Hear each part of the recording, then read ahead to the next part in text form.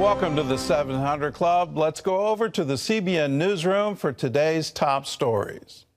Thanks, Gordon. At least 68 people have died since Hurricane Ida blasted ashore about a week ago. Now officials are warning people in parts of Louisiana and the Northeast that life won't be returning to normal for weeks. Dale Hurd has that story. A week after Ida came ashore as a Category 4 hurricane in Louisiana, more than 500,000 people are still without power. Looked like a bomb went off. We have no water, we have no electricity, and we have no food.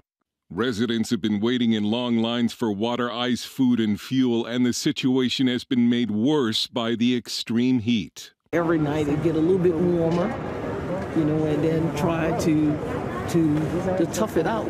But without any air, you got to get out. It's just too tough. We know there are a lot of people out there who are, in fact, hurting.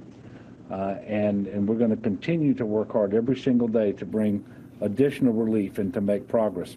But some of the hardest hit areas could be without power until the end of September. Louisiana Senator Bill Cassidy says residents need more help now. Telling people it gets better when they're told they won't have electricity back until September the 29th is cold comfort. So in the meantime, we need gasoline so that people can run their generators. 7 Louisiana nursing homes were ordered closed Saturday after their patients were evacuated to a single warehouse ahead of Hurricane Ida. 7 patients have reportedly died since the move. Operation Blessing's hunger strike force is on the ground in Louisiana and has begun offering meals and ice to first responders and emergency management personnel. Ida's path of destruction stretched into the Northeast, where nearly 800 bridges across Pennsylvania will need post-flood inspections. In New Jersey, flooding and tornadoes caused homes and businesses to catch fire, and floodwaters made them unreachable. New York Governor Kathy Hochul said the damage looked like a humanitarian disaster in another country. The cost to rebuild and repair the damage inflicted by Ida is already estimated to be in the tens of billions of dollars. Now forecasters are watching Larry, a Category 3 hurricane that is expected to stay out in the Atlantic but could still affect the coast. Dale Hurd, CBN News. Turning overseas now to the situation in Afghanistan. A U.S. congressman says the Taliban is keeping Americans from leaving the country. Satellite photos reportedly showing chartered planes stuck on the ground at an airport in the northern city of Mazar-Sharif. Texas Representative Mike McCall, the ranking Republican on the House Foreign Affairs Committee, told Fox News Sunday that Americans are on board some of those planes and the Taliban is using them for leverage. They are not clearing the airplanes to depart. They've sat at the airport for the last couple of days, these planes, and they're not allowed to leave. We know the reason why is because the Taliban wants something in exchange. This is really, Chris, turning into a hostage situation where they're not going to allow American citizens to leave until they get full recognition from the United States of America. The Biden administration did not confirm Americans are being held on the planes. It's promising to hold the Taliban to its pledge to let people freely depart Afghanistan. It also estimates there are about 100 Americans still in Afghanistan. In economic news, several federal programs helping people who lost their jobs during the pandemic are set to expire today, including the $300 monthly federal boost in unemployment. Altogether, some 7 million people will be affected. Economists believe ending the programs will encourage people to go back to work. A Virginia school teacher fired for refusing to call a female student by a male pronoun is taking his case to the Virginia Supreme Court. A circuit court turned down Peter Vlaming's appeal. The West Point School Board dismissed him in 2019 when he objected to calling a 9th grader who'd been born female by the new preferred pronoun he. Vlaming's attorneys say no one should be forced to contradict their core beliefs to keep their job. The number of people identifying as transgender is on the rise. A growing concern is that activists are pushing many teens and children to pursue the transition process, even if it requires hormone therapy and sex reassignment surgery. As Charlene Aaron shows us, a new film exposes the harmful toll that it's having on kids and their families. It's titled Transmission: What's the Rush to Reassign Gender?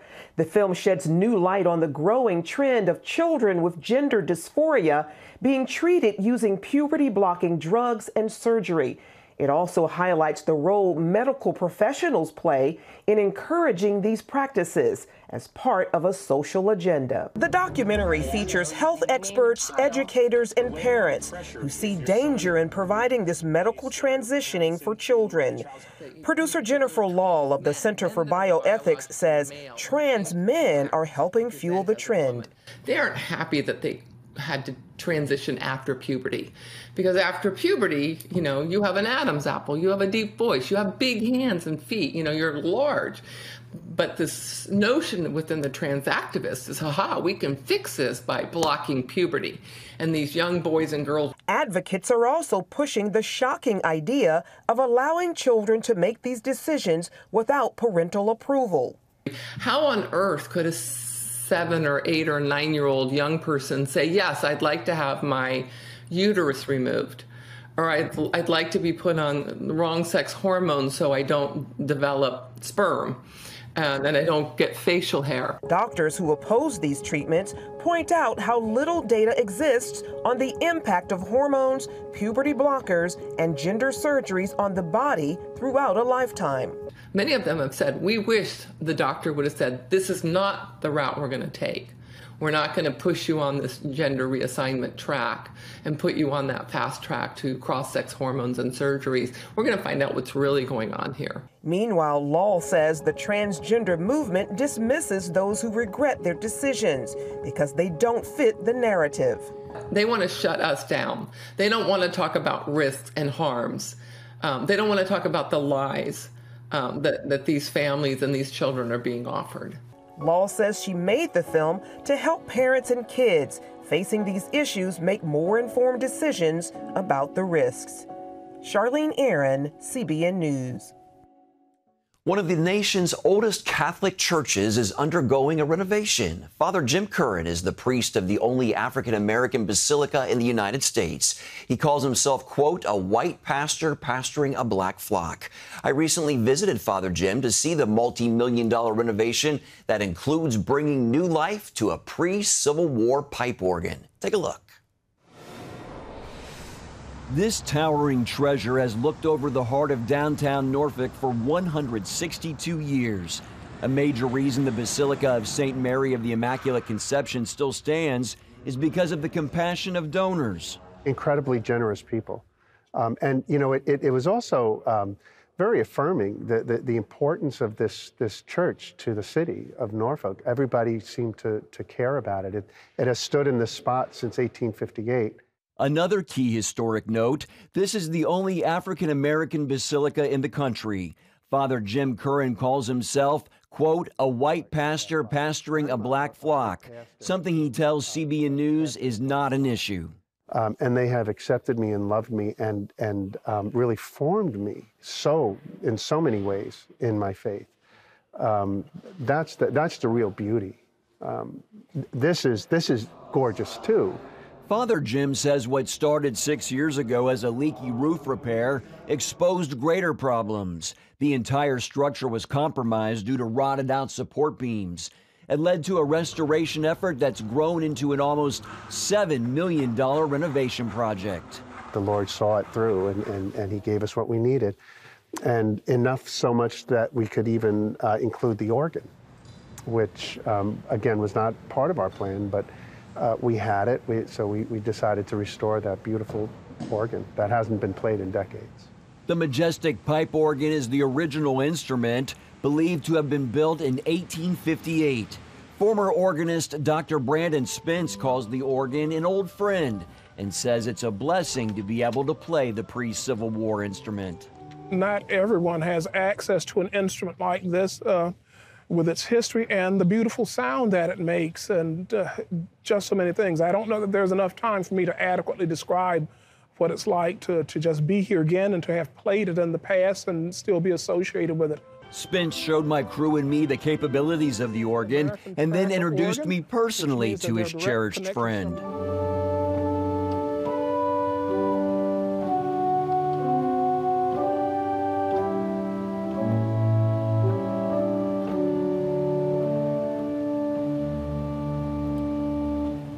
It's remarkable that an instrument of this age is intact and playable.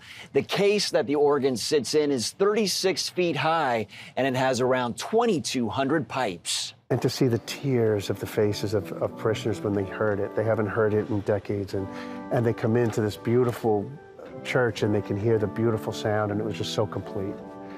I cannot imagine what it's going to sound like when we have the full capability of that organ. It's just going to elevate all the way to heaven. It's just incredible. The restoration of the organ is 30% complete. To finish it, Father Jim says it will require another capital campaign to raise $1 million, with the goal of completing it in 2 to 3 years.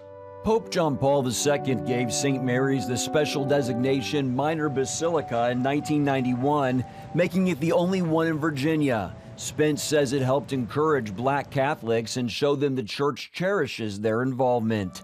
And this massive pipe organ in their midst, full of history and sound, can also be inspiring.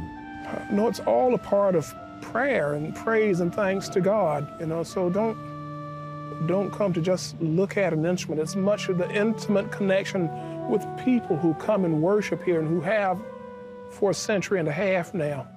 So it's not a museum piece, it's something living. I guess our liturgies are prayers of the church throughout history, and this organ, it certainly is very much a part of that.